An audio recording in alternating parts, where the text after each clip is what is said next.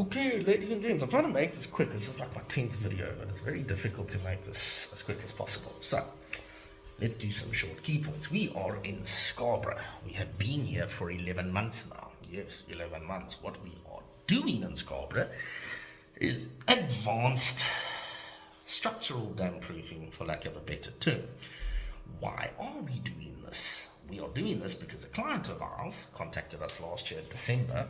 They had builders come in and do additions to their property.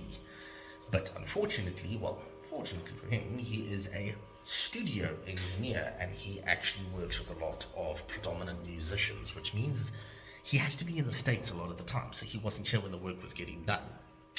And a lot of corners were cut. So his additions were cascading, which means they are below ground level and continue to go on below ground level. Now, the builders, unfortunately, did two catastrophic mistakes. Number one catastrophic mistake is they never did their homework. They never looked at the water tables. They never looked at any of the mapping systems that are given to you free of charge, by the way. And they, for lack of a better term, plonked these new additions right down in an underground ravine that was dry.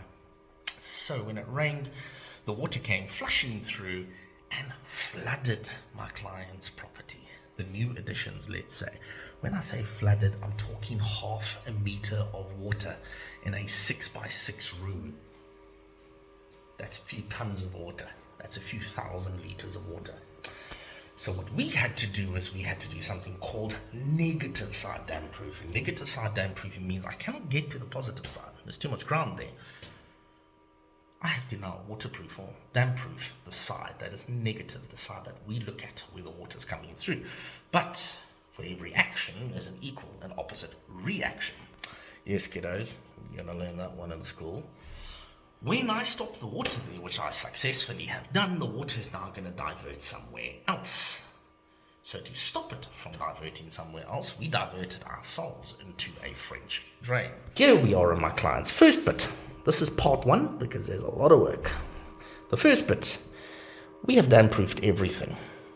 But in this area over here, running through this powerhouse, which is the inverters, is a complex system of French drains. We'll get to what French drains are later, but this was all removed to allow the French drain to go out that wall. This is part one.